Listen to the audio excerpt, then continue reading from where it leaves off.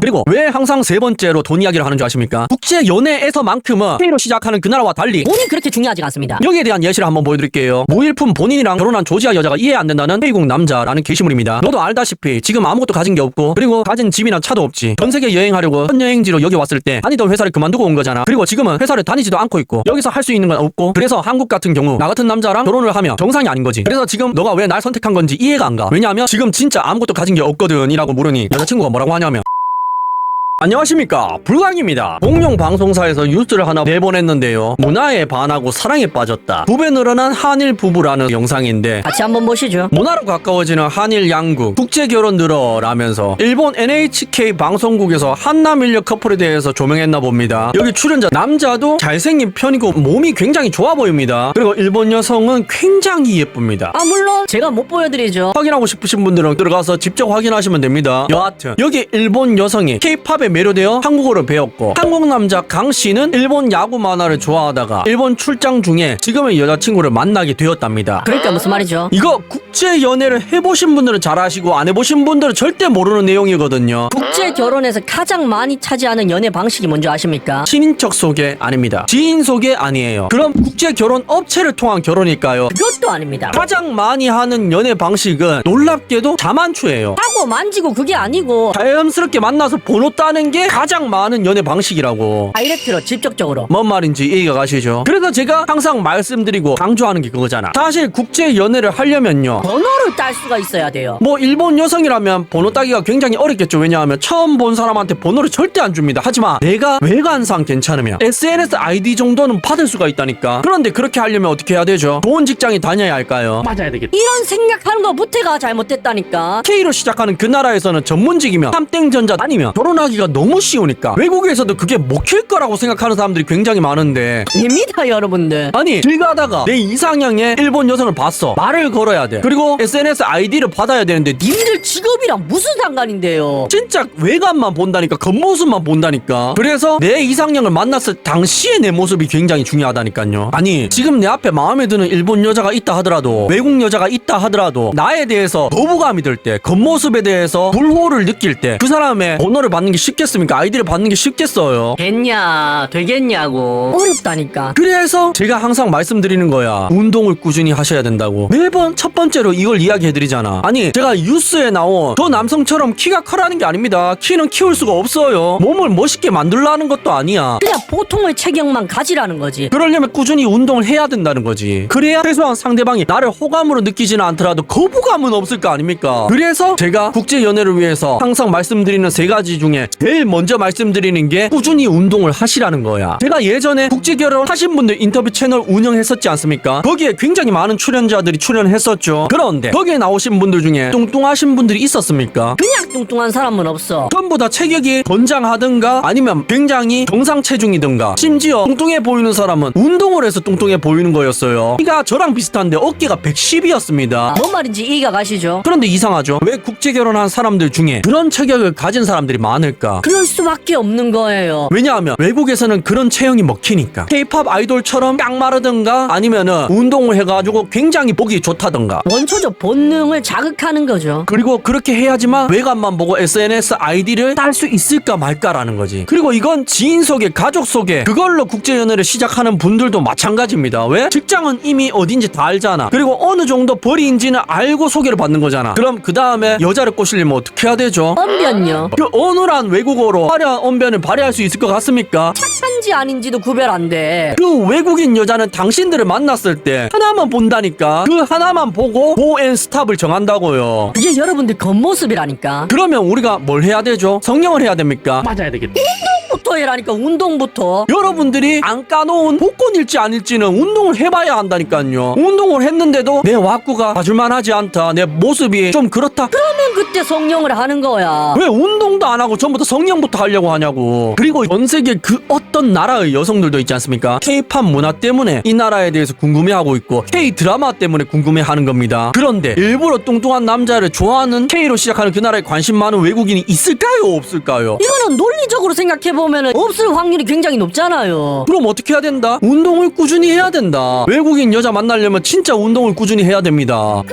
그리고 그리고 또 하나의 이유가 있는데 뭔지 아십니까? 건강한 삶을 살아야지 체력이 유지될 거 아닙니까? 체력이 유지돼야지 젊은 여자를 만나지. 40대, 20대 외국인 만났다는 이야기가 굉장히 많죠. 30대 후반에, 20대 중반에 외국인 여자 만났다는 이야기가 굉장히 많잖아. 근데 만나서 대화만 할 거예요. 놀러도 댕기고 재밌는 것도 하고 뜨거운 사랑도 해야 될 거 아니야. 그러려면 뭐가 필요합니까? 체력이 필요하다니까. 여러분들이 30대 후반에서 40대라면 더더욱 운동을 하셔야 된다니까. 그 이유 하나 때문에. 밖에서 데이트하고 집에 들어오면 피곤해서 뻗어서 주무실 겁니까? 체력이 없는데 그 다음 단계가 밟아질 것 같습니까? 우리 나이 때는 그게 불가능하다니까. 우리가 마냥 20대 체력이 아니라니까요. 그리고 두 번째로 말씀드리는 게 뭐죠? 언어 공부를 꾸준히 하시기만 해도 기회가 온다고 했잖아. 왜냐하면 여러분들이 국제 결혼에 대해서 관심을 가지고 계시다면 거기에 대한 시도를 계속해서 해볼 거 아닙니까? 그러면 외국 여자를 만날 기회가 한 번은 온다니까. 근데 그 기회가 왔을 때 어버버되면 하루 종일 번역기 돌리고 있으면 외국인들이 도망간다니까요. 여러분들이 절세 가인이 아니라 미남이 아니면 도망간다고. 뭔 말인지 이해가 가시죠? 그리고 나는 솔로에 나왔던 마취통증의학과 전문의가 78년생인데 나왔던 적이 있습니다. 근데 이 사람이 그 안에서는 싹까였어. 진짜 내가 봐도 남자는 잘났는데 언니 아들은 별로 잘난 것도 아닌데 언니 아들이 저 남자를 다 깠다니까. 근데 이 남자 여자친구 지금 몇 살인 줄 아십니까? 어느 나라 사람인 줄 아세요? 98년생 일본인이야. 20살 차이 나는 여자친구가 일본 여자라니까. 곧 있으면 결혼할 것 같다니까요. 예전 프로그램에 나왔을 때랑 지금이랑 비교해봐야 된다니까. 제가 보여드릴 수는 없지만 여러분들이 찾아보시면은 예전에 나는 솔로 나왔을 때랑 지금 일본인 여자 사귀고 있을 때랑 완전 달라졌다니까. 얼굴이 쫙 폈어요. 몇 년이 지나서 더 늙었는데도 젊어 보인다니까. 왜? 일본 여자한테 사랑받고 있으니까. 근데 저렇게 하려면 어떻게 해야 된다고? 언어 공부를 꾸준히 하셔야 된다고. 피해가 왔을 때 잡으려면 그렇게 해야 된다니까요. 뭔 말인지 이해가 가시죠? 그리고 이 기회가 오기 쉬운 이유가 뭐냐면 놀랍게도 그 일본 여성들 사이에서 K국 남자친구가 있다는 걸 자랑하는 게 지금 SNS에서 화제랍니다. 유행이랍니다. 농담이 아니라니까. 진짜 한번 찾아보라니까요. 일본어로 검색해보시면 K로 시작하는 그 나라의 남자들 자랑하는 일본 여자들이 저렇게 많다니까. 물론 대부분의 남자들이 잘생기긴 했습니다. 근데 필터빨이야. 여러분들도 필터 넣으면 다 저 정도 생겼어요. 그리고 필터 넣었는데도 5회 남자 4회 남자들이 꽤 있습니다. 그렇지만 얼굴은 그렇다 치더라도 이 남자들이 하나도 빠짐없이 가지고 있는 공통점이 있는지 뭔지 아십니까? 뚱뚱한 사람은 단 한 명도 없어요. 얼굴에 잘생기지 않고 그렇지 않고는 있지. 마른 남자는 있어도 몸 좋은 남자는 있어도 뚱뚱한 남자를 자랑하는 일본 여자는 없다니까. 그래서 제가 강조드리고 또 강조드리고 국제결혼 관련 영상 만들 때마다 첫 번째로 운동을 하시라고. 일주일에 딱 3번만 1시간씩이라도 하시라고 식단 관리하라고 이야기 드리는 겁니다. 왜? 여러분들의 인생에서 가장 중요한 선택을 할 때 그게 여러분들 인생을 좌우하니까. 여러분들이 여태까지 얼마만큼 돈을 벌었는지가 중요하긴 중요하지만 그거보다 더 중요한 요소가 여러분들의 겉모습이라니까요. 뚱뚱하지 않은 모습이라니까. 뚱뚱하다고 안 되는 게 아닙니다. 그런 남자를 좋아하는 외국인들도 있어요. 근데 대부분은 보통의 체격을 좋아한다고. 그러니까 보통의 체격만 되기만 하면은 확률이 기하급수적으로 올라간다니까. 국제 연애 확률이 말이죠. 그 보통의 모습을 갖춘 다음에 눈썹을 그린다든가 성형을 한다든가 패션을 좀 더 꾸민다든가 그런 디테일이 들어가는 거지. 뭐 여기까지만 이야기하겠습니다. 더 강조해봤자 뭐 하실 분들만 하시고 안 하실 분들은 전혀 안 하시겠죠.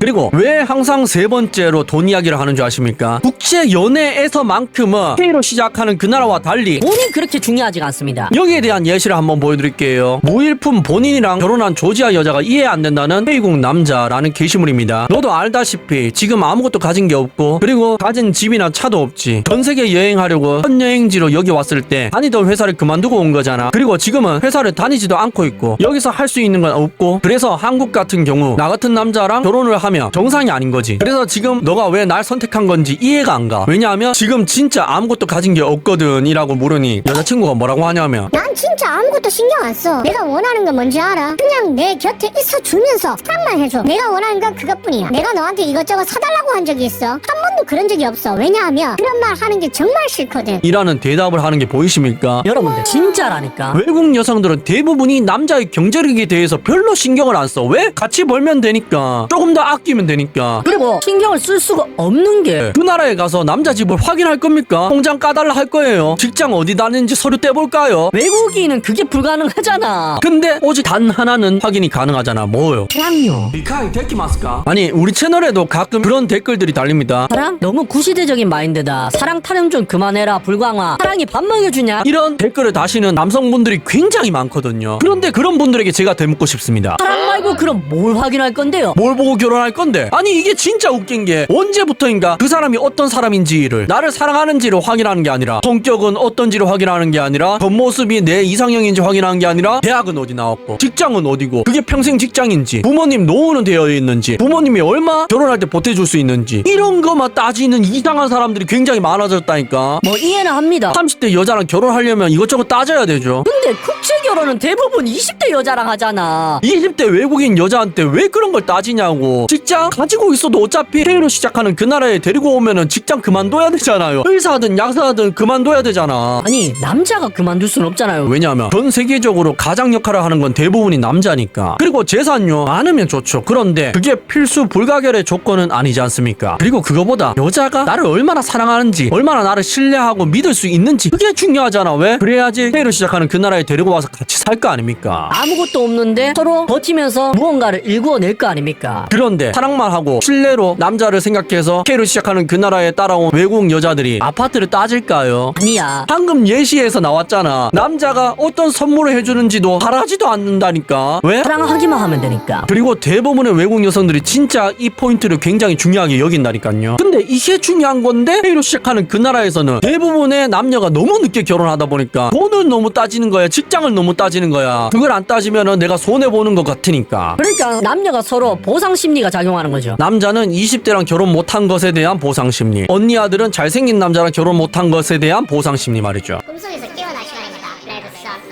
시청해주셔서 감사합니다.